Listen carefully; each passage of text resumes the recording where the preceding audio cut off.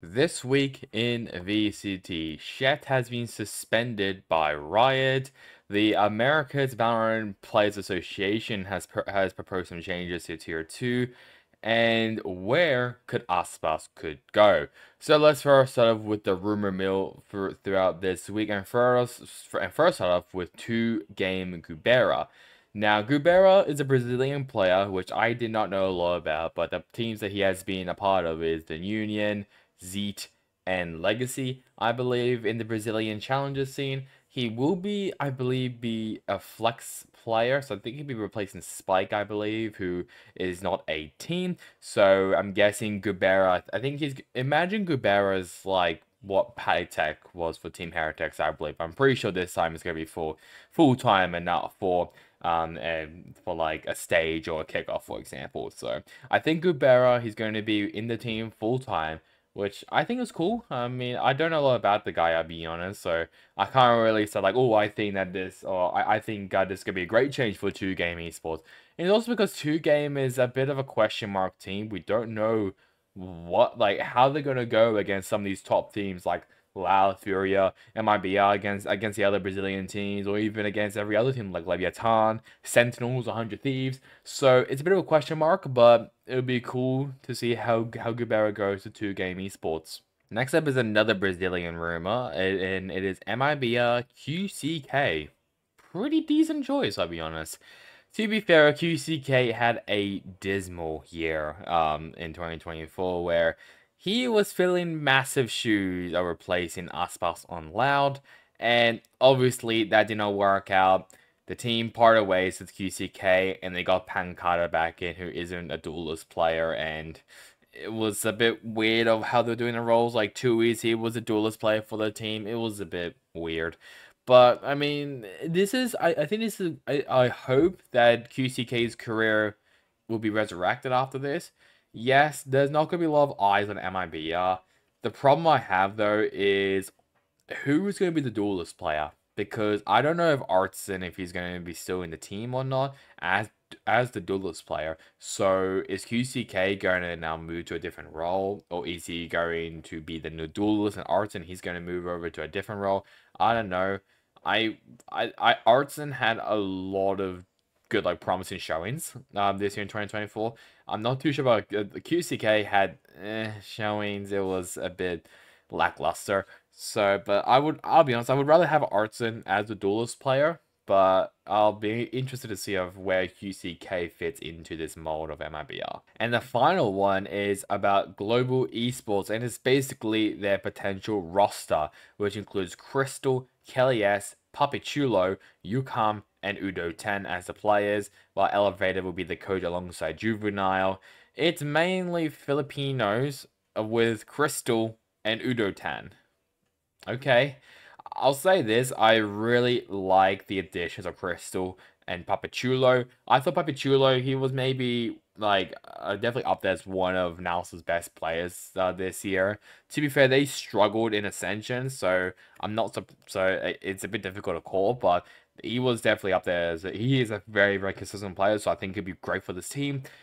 And we already know how great Crystal is. I mean, he has been the IGL for a bunch of teams across, like, I think Russia, obviously CIS, Japan, China, and now with this, it looks like it will be mainly English roster.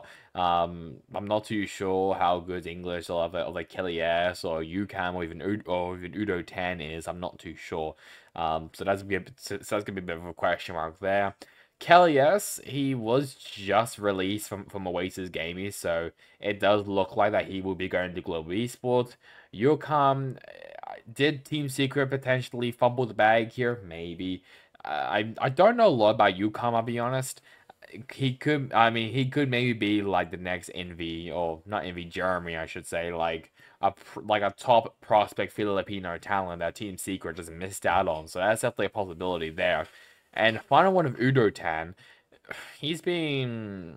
Yeah, I don't know what to think about Udo-tan. Because I remember Udo-tan, he was a part of Talent Esports' first Valorant roster before they obviously picked up the X10 guys. And ever since then, he's been jumping around from like team to team. I think like this year, I think he was in a Chinese team. I can't remember what. I wasn't maybe it was Rare Adam. I think it might be Rare Adam. I can't remember. But he's been like jumping around to like teams and teams and teams just to keep his career afloat, and it has worked out well. He could surprise me. I just haven't really. I mean, he's been all right. I'll say that he's been very very good in his career. But is he like VCT ready? I'm not too sure. And the final one we need to talk about is Elevated, who will be the assistant coach with Juvenile. He used to be the coach for Ascend for a bit, and that's all I really know about him, obviously, other than he's American. Yeah, I don't know anything else about this, but people are a bit concerned, I guess we'll say, about this roster. I mean, it looks good on paper, but the question is what the role's going to look like. I think we already know that Crystal, he's going to be the initiator. Puppy Chulo is going to be the smokes.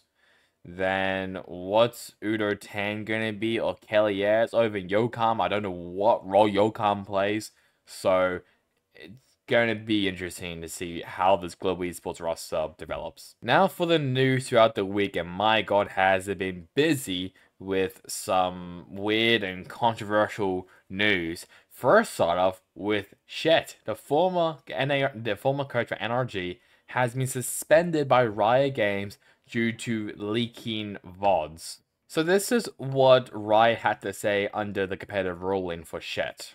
On July 31st, 2024, Chet publicly broadcasted confidential videos on demand VODs while on a live Twitch stream. The VODs in question are considered confidential and are only made available to players and organizations for competitive use and as approved by Riot Games. This content of earlier NRG matches included team communications, examples communication between players, coaches, and referees during the matches, all of which are considered confidential. In light of the above, Riot Games opened formal disciplinary proceedings against Chet. Chet was provided the opportunity to submit a written statement, which was received and taken into consideration by Riot. Esports professionals involved in Riot sanctioned leagues must abide by the Global Code of Conduct and additional rules and regulations set out for the respective leagues on event-specific competition in which they participate in. In particular, the below provisions are relevant to the present case. 3.21 Confidential information. Esports professionals may have access to information that is confidential to Riot Games or one of its affiliates, or that is competitively sensitive. Examples of such confidential information may include A. Team lineups, B. Team strategy, C. The result of pre-recorded matches that are broadcasted or streamed to audience at a later date, D. Information that is embargoed pending a reveal, and E. Information esports professionals gain access to during investigations or disciplinary proceedings. Esports professionals may not deliver/leak Riot confidential or non-public information to others or use for any purpose other than competing in Riot Games esports competitions. Similarly, esports professionals may not request or facilitate any such provision of confidential or non-public information, whether for their own gain or for the gain of others. 4.10 Team sanctions and the role of team leadership. If a particular Riot game title is played by teams, the team may be subject to disciplinary action based on the conduct of its esports professionals. Team owners, coaches, and managers may be held to a higher standard of conduct given their important role in setting an example for others and helping to create and maintain a positive esports ecosystem. After conducting a thorough investigation and providing Chet with the opportunity to respond, Riot Games determined breaches of the following provisions. Article 3.21 Confidential information of the Global Code of Conduct of broadcasting team VODs which were not available to the general public. Article 4.10 Team sanctions and the role of team leadership of the Global Code of Conduct for failure to maintain a high standard of conduct when engaging in a public broadcast of team VODs.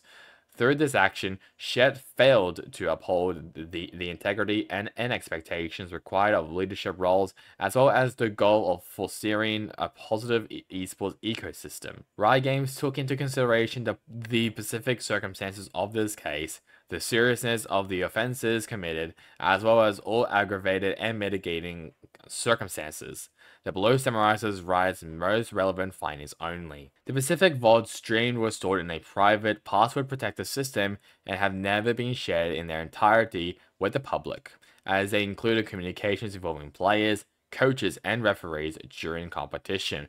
While Riot and the organizations may use clips from prior matches, all public usage must be reviewed and approved to ensure that no sensitive information or other confidential elements are broadcasted. Additionally, the broadcast of the VODs occurred close in time to the competitive season, when it is reasonable to presume the information held in a secure system would be deemed confidential without prior authorization. Esports professionals involved in Riot-sanctioned leagues are required to abide by the regulations set out in the Code of Conduct. Riot Games expect all esports professionals to handle confidential information appropriately. Failing to preserve confidential, non-public information can seriously impact the competitive ecosystem, teams, and players. Individuals in positions of authority within an organization are held to a higher standard of conduct. It is the responsibility of owners, coaches, and managers to set an example for others to maintain a positive esports ecosystem. Due to the nature of the above-described violations, Chet is suspended effective immediately and continuing through the end of Masters Bangkok, which is March 3rd, 2025. So yes, Chet has been suspended until the end of Masters Bangkok, which will be next year in March, which is a very long suspension. Now, my question is this. If Chet did this next year in 2025, would that be okay with Riot? Because that's basically now a year-old VOD, and it's kind of irrelevant now because the game has changed too much, and the roster as well. Or will he still get punished for that? Because I remember Dapper did a similar thing where I don't think he did where obviously he streamed on Twitch. He did he showed a scrim against Sentinels, and I can't remember what other team it was. It might be like Renegades or Immortals back then, but he didn't get punished for that. So my question is this: if Dapper did that maybe in the year of when they scrimmed, when they actually used that scrim or that VOD, then will Dapper then get punished for that? Obviously, I understand that scrim that Dapper showed was just both teams messing about with settings. It was great, but let's just say hypothetically it was a real scrim and Dapper was showing it. Would he get punished for that? That's my question. Because obviously I can maybe understand coaches, because coaches a bit more high authority. They're supposed to be the leader of the team. But Dapper, he's just a player. So that's the thing. And plus as well, are coaches or players or analysts are they allowed to show VODs, let's just say next year? So if they do a VOD this year in 2024, are they allowed to show a VOD to the public in 2025? That, I just don't know. Because it's a very gray line right now.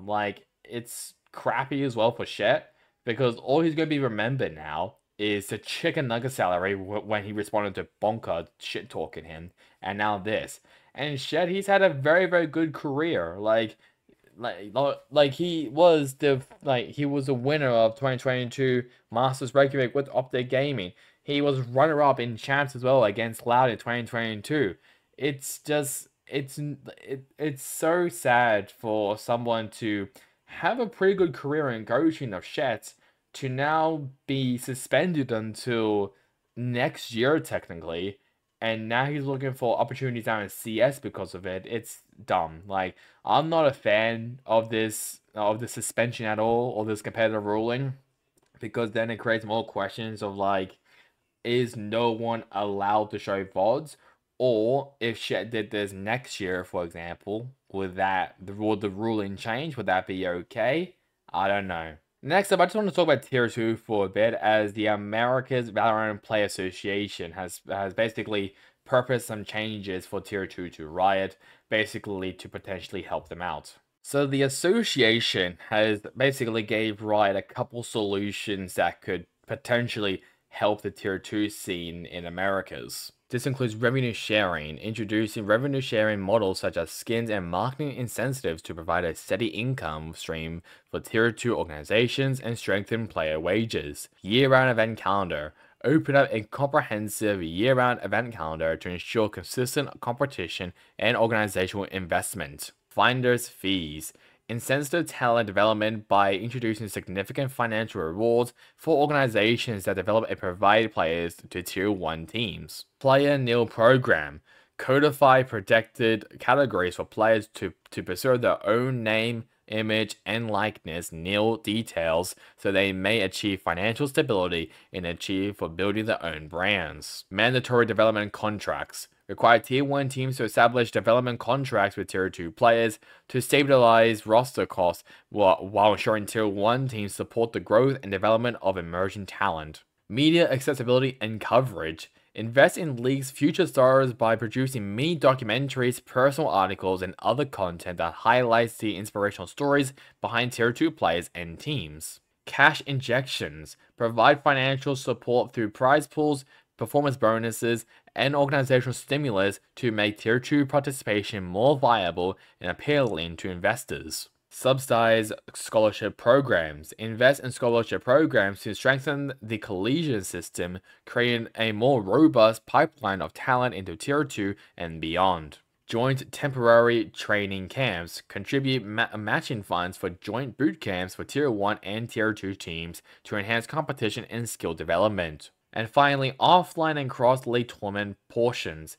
Introduce offline mid-season events or playoffs to increase competitive integrity and viewer engagement. Allow GameChangers and Tier 2 teams to showcase their skill against the top players. So obviously, having a read on these solutions, I quite like them. I definitely like the offline and cross-league tournament portions. Because to be fair, let's have a look at the all the other tier 2 regions. Yes, like the EMEA region is a bit shaky, like, well, not shaky, I mean, like, it's a bit difficult to have a LAN event, but I mean some regions do that. I mean, I know Spain did it, I'm pretty sure, for the grand final and during the playoffs. The Dash region did it. I think even the East did it as well. I think I'm not too sure about the others. I think Mina.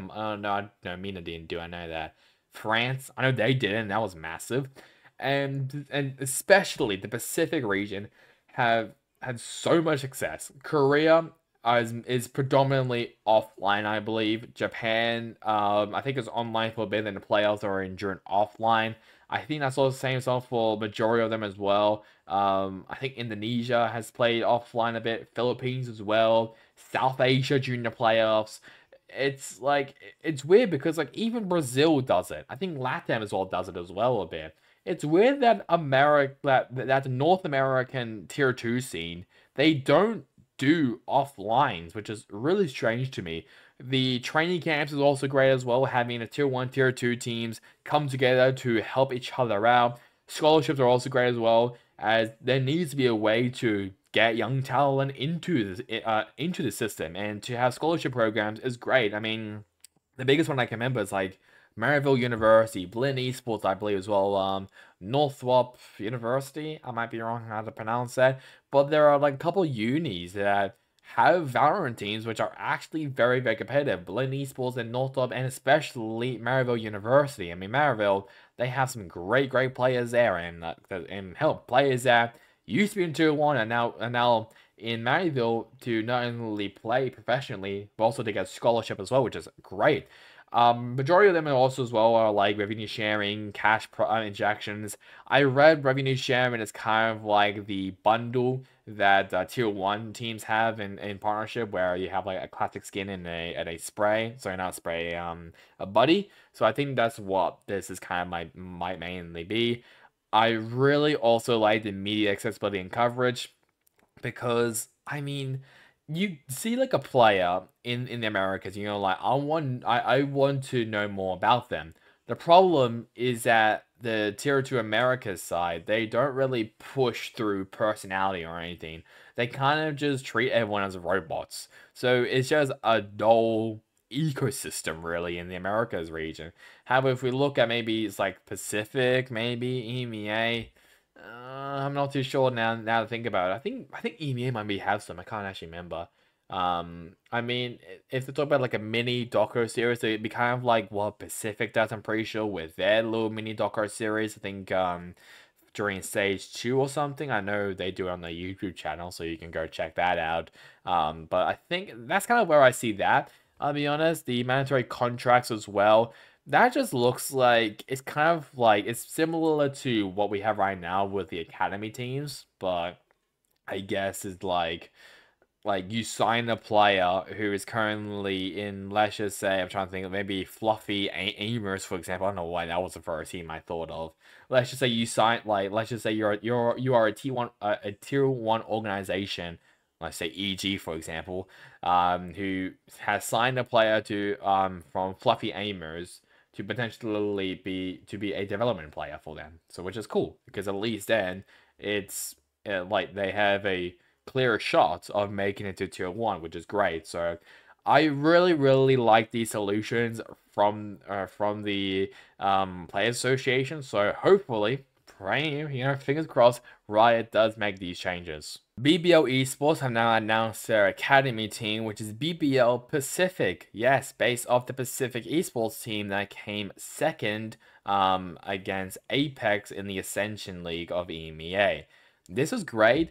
Really good. I'm glad that we have now another academy team there. And the first one that's properly announced this, or I should say during the offseason, which is great. But there was some questions on the team and the logo because it's called BBL Pacific and obviously it has the BBL Esports logo. So there was a bit of questions of what does the rules say about that? Apparently, it doesn't say anything about it, so I think this clears. If not, I'm guessing they're going to be referring back to Pacific Esports, which is fair, but it's great that some of these players like Rosie come back as well, especially now has a pretty good shot on making it to tier 1. And the final one is mainly a question, and I just want to kind of just debate this down in the comments.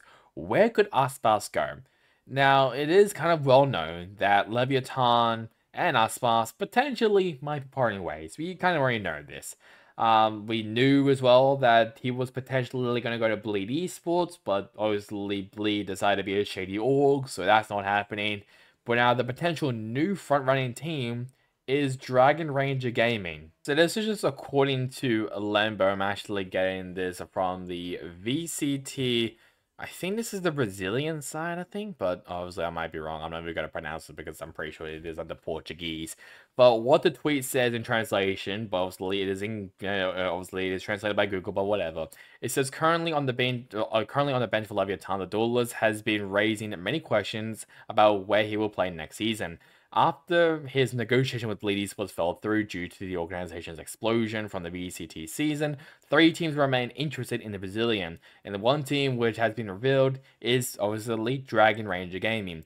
The other options are a team that does not have Aspas as its first option, and a team that has pleased Aspas but doesn't have much money. So let's maybe take a couple gambles and a couple hits on who these potential 2 teams are. So, the team that does not have Aspas as its first option. I'm not too sure. It does say, because we're gonna go to another tweet soon, by Valorant Inter News, but I'm pretty sure it's basically his management. I'm not too sure. I'm trying to think of all the teams that have not announced their rosters yet, and there's maybe quite a few. If he wants to stay maybe in Americas, could you really go back to Lao theoretically? Maybe not. He could maybe go to Korea Sports, but at the same time, what does Kesner's situation looks like? Sentinels, no, that's off the table. No, one's 100 Thieves, that's also off the table. NRG off the table as well. Evil Geniuses, I haven't seen any rumors with Aspas there, so I don't think that's gonna happen. If we're talking about maybe like Pacific or even the other regions, China could be anywhere other than Dragon Range Gaming. Like you could easily put him in all gamers. Like seriously, but maybe not. No Esports as well when potentially. EMEA, probably. I think EMEA is maybe the least likely region he will go to, just because majority of those teams are we kind of already know what their roster will be looking like, unless he wants to go to Giant X for some stupid reason. But I think Cloud is already there, so I don't think that's ever gonna happen. I'm not too sure, but like the team that has pleased Aspas but doesn't have much money, that's also a toughie. I mean, that's a very tough one. I mean, you could still say Lev, but Lev just signed Demon One, who I'm guessing is asking for quite a lot of money as he is a champion after all. So, but same as Aspas, so I'm not too sure. But I don't know who these other two teams could be. Now, Aspas's agent did comment on these leaks that's been obviously circling around about him not wanting to stay in Leviathan and want to move on. There is a little quote here that says he would be ready to play when we have no communicate when we have not communicated otherwise to the club. Bleed was indeed one of those options, but it is no longer, obviously because of the whole drama thing. Aspas's preference is ideally to move to Asia, either Pacific or China, but we are discussing, or I should say, open to all regions and do not close the door to anything discussing with everyone. So Aspas is weird because we know that he's most likely gone from that team. I think they're potentially going to be signing Superman, I believe. So it's going to be strange to see Aspas not potentially as well not in America, and he's going to go to Pacific or China. I think it'd be amazing for him to go to China. I'll be honest, I think it'd be sick because I mean the Chinese region, obviously they have won champs. EDG look really good. And I mean, we already had like some high-profile players going over to China. Maybe the biggest one was RB going to Titan Esports Club. And hell, Aspas could easily as well go to Titan Esports Club as well. The money that some of these Chinese teams have are massive. Maybe because that, Tencent kind of owns it, but whatever. But still, I mean, they have boatloads of cash, and I think Aspas would definitely be interested in that. As for Pacific, kind of the same thing as well. Quite a few of these teams have boatloads of cash, so obviously I can understand that. But the problem I have is like, where could he technically go? I mean, if we talk about mainly Pacific, can't be DFN, can't be Zeta, can't be DRX. I mean, I don't think Simpraz Gaming really wants him because I think he's mainly looking for a team that speaks English, and a team that does speak English, Talon Esports. Maybe they haven't announced anything, but at the same time, they have Primi, who is a phenomenal player. So, could we really see Aspas maybe in Talon Esports? Maybe, but maybe that's the one that isn't on maybe his first option, maybe. I don't know. Who else have we talked about Pacific right now? Genji, no, because I think they're going to go full Korean. T1's already announced their roster. ROQ's already announced their roster. Team Secret's roster is technically locked in as well. Boom? Maybe not Boom because they already have Famous, so maybe not them. Oh, I don't know. Global, but you already know what Global's esports roster potentially might maybe look like. So maybe Global. I mean, Global, they're going to potentially be coming in English. Maybe Aspas might maybe join them, but like I said earlier in this video, we kind of already know what the roster looks like, so maybe not that. I mean, it's difficult to say where Aspas could go. I mean, he could go to China, but it would be so difficult to get used to the culture, and the language barrier is also pain. So I don't know where Aspas could go, but comment down below where you think Aspas could go for next year in 2025. Now, let's move it now to Rostermania. And first up with Fury Esports, they have announced that Zand and Koi have now officially left the team. No surprises, I'll be honest. I mean, Furia was just bad. They were just bad this year. I mean, that's something there. I mean, they are looking to rebuild, which is good. I think definitely maybe around Khalil potentially, as he's gonna be. I think he signed it now for 2 more years, maybe. I think until 2026, I believe. So it's gonna be there for quite a while now. I hope that Zan does find home. I think I talked about Koi, and I think Koi's rumored to be going to Loud, I believe. As for Zan, maybe go back down to Tier 2 Brazil, but yeah, I mean, the changes needs to be made, and this is a pretty decent one. Next up is Meltzer. He's now a restricted free agent for Career Esports, even though it's pretty likely that he will be staying with the team. Because, I mean, where else could he go? Theoretically. I mean, he could maybe go to Furia. Uh, but I wouldn't want to risk it if I'm Meltzer, I'll be honest. I think I'm happy with him on Crew Esports. I think he's done pretty well on Crew right now. They are looking as well to sign a couple other players as well, like maybe Rubicoid, I believe. He's a potential signing for the team, so I think if Meltzer can stay with Crew Esports, that'd be great. But if he does go, I don't know where he could go. Most likely back down to Tier 2. Where is he? Chile, Latin America South? That's potential. But I don't know. This change kind of surprised me. It is Gunter has officially joined Sensos, and no, not the Penguin from the Adventure Time, as in the former coach of MAT. I mean, this is great. I mean, having Gunter in is really, really good. It will definitely help out Sentinels as well. And it's kind of like a Ghost Gaming coach reunion. I mean, because I think both of them have worked together, both Kaplan and Gunter in Ghost Gaming. And having as well John QT as well in the lineup, oh, it's gonna be good. Oh, it's gonna be great. I hope and I have high expectations for Sentinels just because of what we've seen on their roster so far. They look really, really good. Zek and he's been looking good.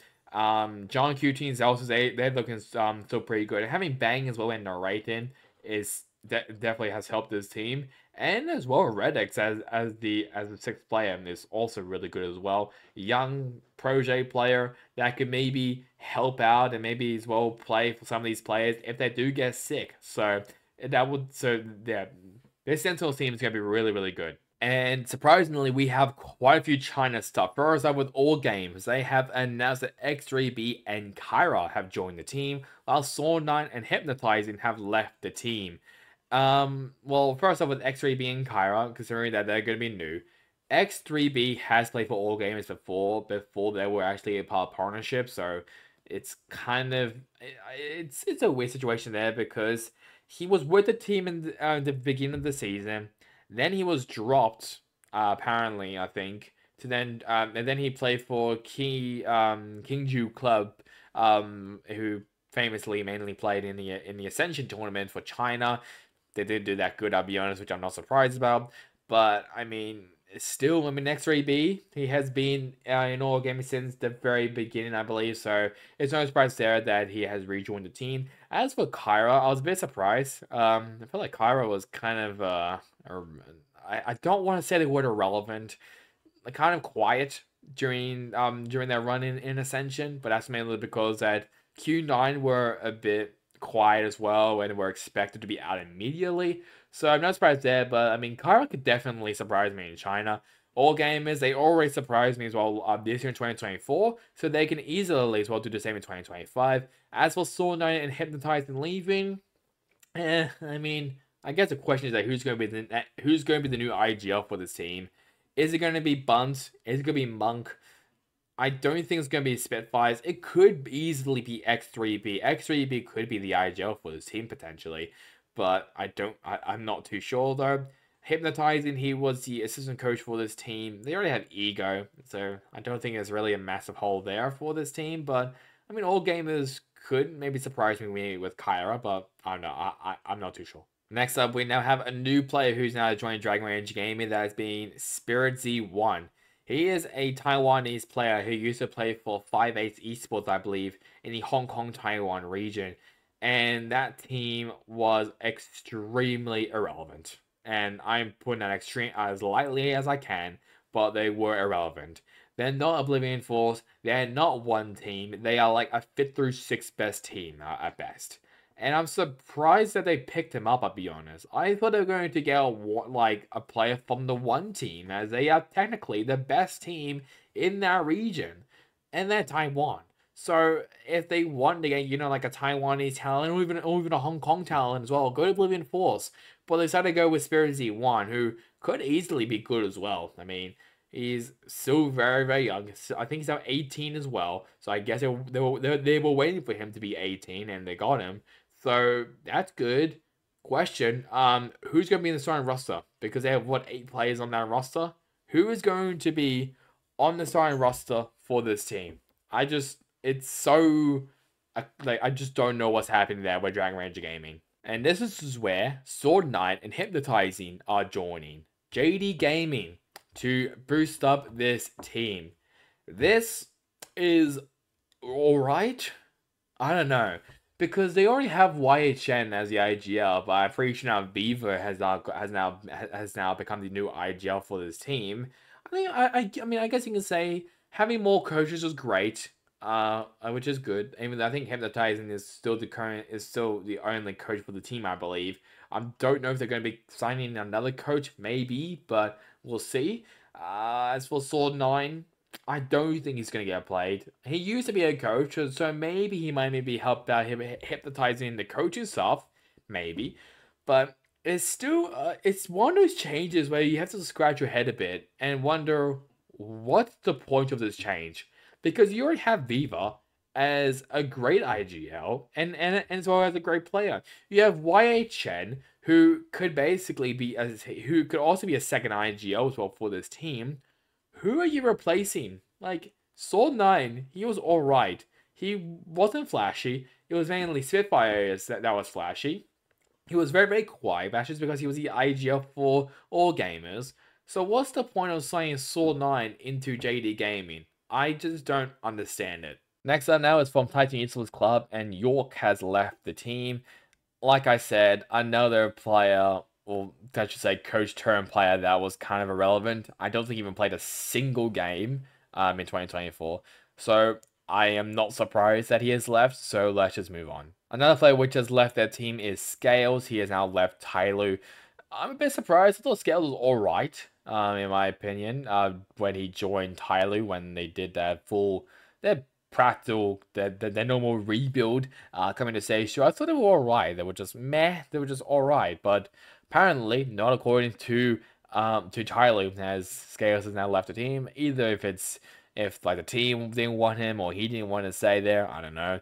But I mean, I thought Scales was alright. I won't be surprised. I mean, I don't know if he could maybe go back up to tier 1. I'm not too sure. I think it's just very, very difficult.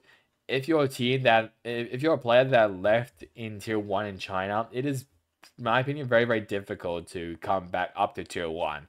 But I just don't know if Scales will be back in tier 1. Maybe he might, but I just don't know.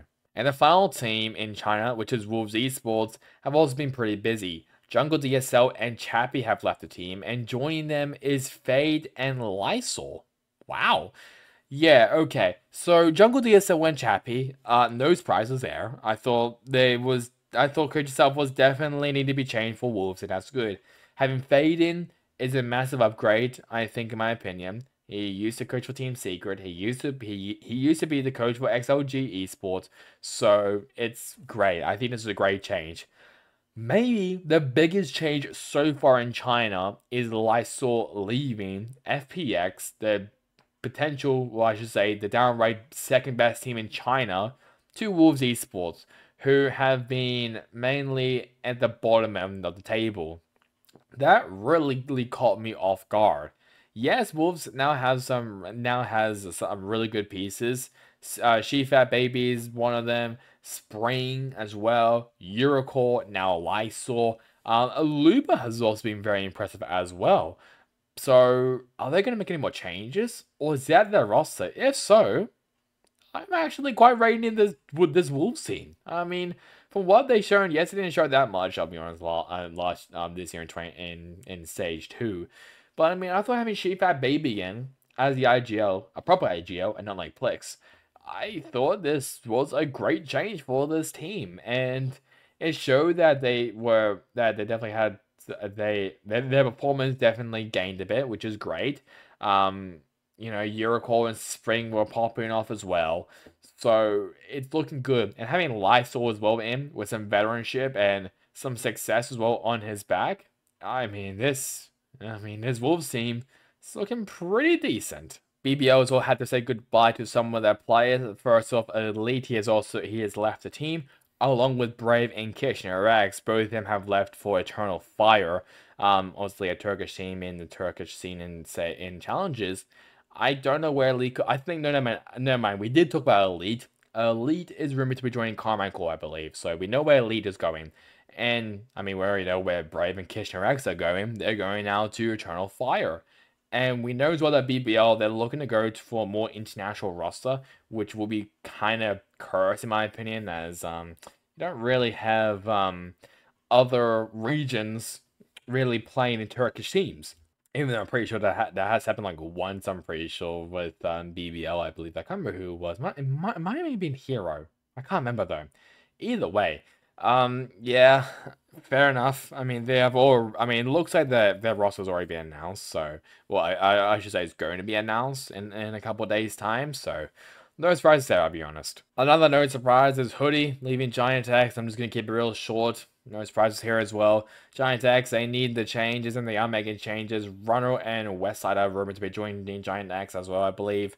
I mean, they are already playing for them in a tournament where I can't remember what the tournament is called, and it's pissing me off. It's basically where like the VCT teams and the GameChangers teams will be going to one roster as a whole. I think G2 Esports is there with their roster, which is tearing it apart, I believe. Giant X was one, Carmine Core as well. Team Falcons, I believe, is well another team that also has that. So I mean, that's where Giant X is. And as for Hoodie, where could he go? Back down to tier 2 maybe. Some questionable changes right now for Team Liquid as Camo, Lohan, and Yeltsin has joined the team.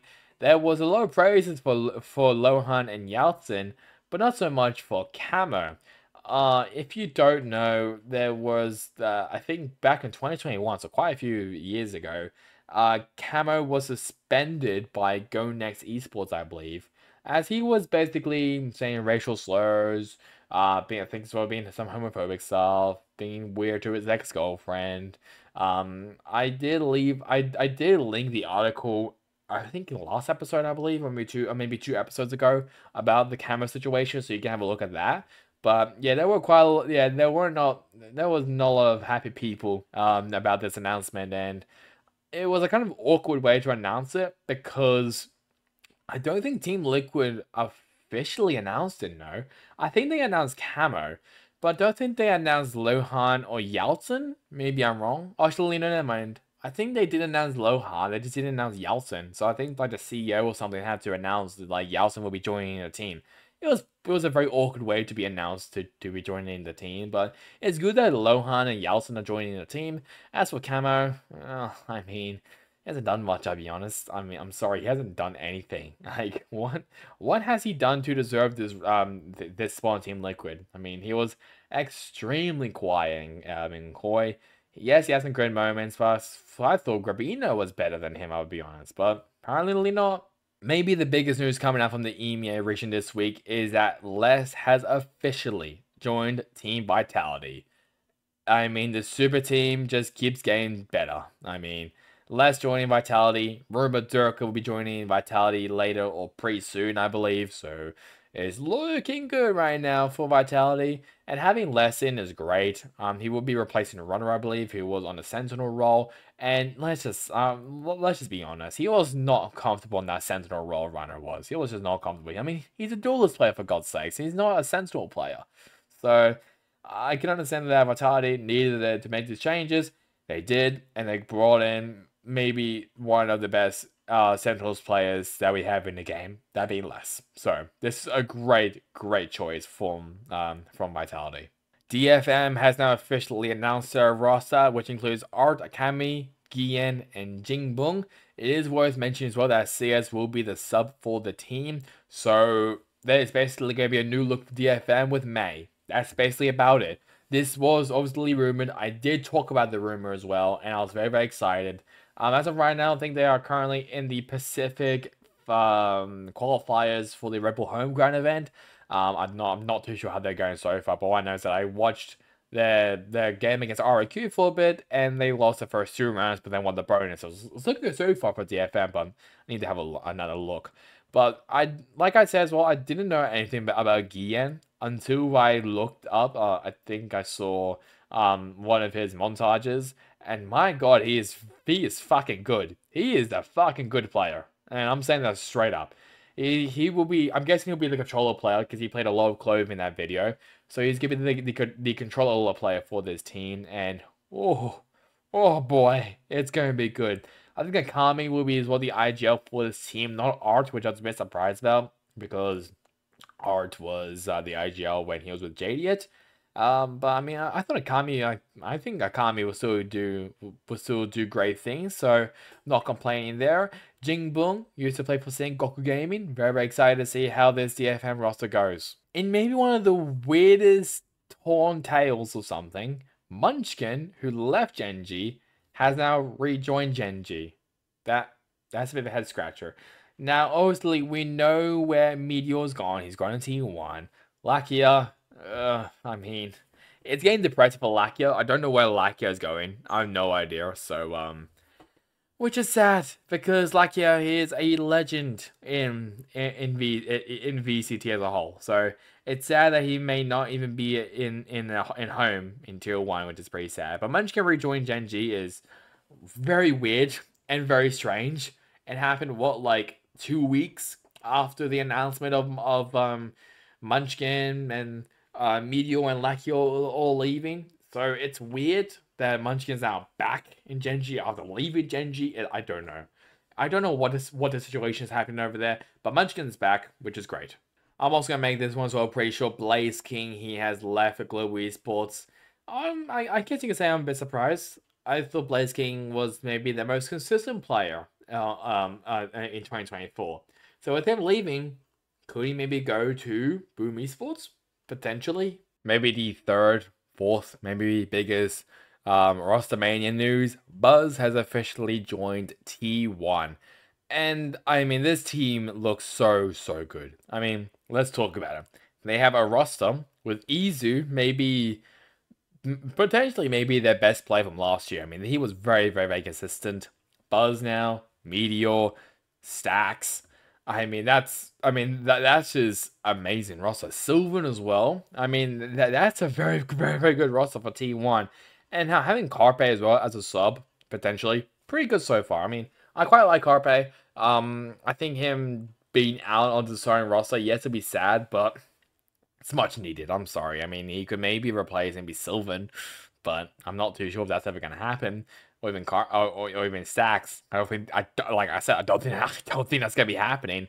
But you do have to feel bad for Xcred though, because he is someone who was very good. I thought he was very consistent. He was very good. He was basically second calling on his first Valorant team, which was impressive.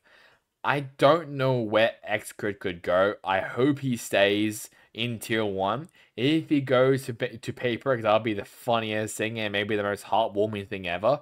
But I'm just not too sure because now that Buzz is in, it's looking like Xcred will be out of the team. Where could he go? I don't know. Boom Esports is still there for the taking. Not too sure. But I mean, it's great that Buzz is in T1. It's great that he as well is now back with Stacks, and they also have some great players well around them. So this T1 team, watch out for them. And the final Rostermania news is A Division have announced their roster and coaches, with CLZ, XZL, and Cyota will be joining the team as the players, while the coaches are XQQ and Jonta. Now, first of all, CLZ may be the best Japanese IGL that they have in Tier 2, which is great. So that's definitely a great signing. XCL, who I guess you can say has played for this team before. I think he was there for them in what was it? No, it wasn't Copenhagen. Was it Reykjavik or Champs? One of those events. Because I think 10 was sick or something, or maybe it was Laz. I can't remember. It was either Laz or 10 was sick. And so they got XCL to potentially fill in for him, but I don't think that ever happened, sadly. And then for Cyota, pretty good choice as well. But I mean, I think the Zeta roster looks pretty good. But I said that as well about Hiron and Yoran, and they kind of flopped. I'm hoping this doesn't happen with this 3 core players of Zeta Division. Like generally, I hope because CLZ he has a big shoes to fill to replace Laz as the IGL. XCL, I mean I think he also plays the role that Laz plays, so which is Flex, I believe, or Sentinel. So I guess you can say as well XCL also has some big shoes to fill, and Cyota, I'm pretty sure he's gonna be the initiator for this team. Pretty good still. So this seems looking good so far on rosters. Or well, I should say for the players. For the coaches though, is pretty interesting, and I also quite like it. They have now re-added XQQ, who was part of the content creation team, and Jonta, formerly from Fennel as well. And it's crazy that they've also kept Kalau as well. Yes, Kalau is staying with the team. Jonta will be the new head coach for the team, while Kalau will be going down to the assistant coach role. And I quite like the change. Jonta, he obviously coached the best team in Japan, that being Fennel, and the 3 players who are joining him are formerly from Fennel. So there's already some synergy between those 3 players. I think Depp and Sugar Zero will quite like this change, so I'm very, very excited to see how this A-Division roster goes. Let's now move on to GameChangers for a setup with Brazil, as it was MIBR GC who upsets Team Liquid Brazil to win in the grand final 3-1 and to qualify for champs. It is also worth mentioning as well that both teams will be in the Brazilian Split 3 tournament later this year, both MIBR and Team Liquid, so that's also a good sign there for the ecosystem for GameChangers. But for the result now, MIBR GC will be in champs for the first time, while Team Liquid Brazil will miss out as well for the first time, so it gets a big 3 with them, Shopify, and G2 goes in. Team Liquid Brazil, they're gone. G2 goes and Shopify Rebellion are in. Followed by 3rd place, Loud Female, and 4th, it is Team Brave Soldiers GC. 5th through 6th, which includes Ravoda and Quarkers, and 7th through 8th, which includes PS5, Patars, and Team Leveling. And as well, for Challengers, South Asia Split 3, from the prelims invites, it was Mogo Esports defining the odds with a win against Reckoning Esports in the grand final to make it a 3-0. It is worth mentioning that basically the place for Mogo Esports is like a mix of True Rippers and I think one from Metal Esports, I believe. No, not Metal. I can't remember. Maybe. Oh, I can't remember right now on top of my head. Maybe it might be True Rippers. Maybe it was another team that I'm trying to think of, but I can't remember it. But all I know is I'm pretty sure it was like a top Indian. It was a top South Asian team. Mogo Esports also came first, followed by Reckoning Esports, 3rd through 4th, which includes Orangutan and Naori Esports, I believe. I'm pretty sure that's how you say it.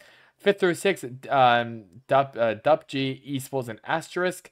7th through 8th, True Rippers and Metal Esports. 9th, which was Alternate Realities.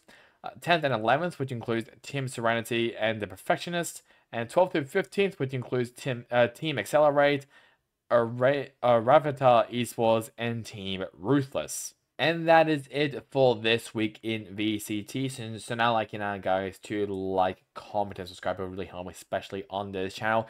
And comment down below, everyone, where you think Aspas could go for the 2025 season. So that's really about it for me. Hope you guys enjoyed it. Catch you guys next time in the next one. Goodbye.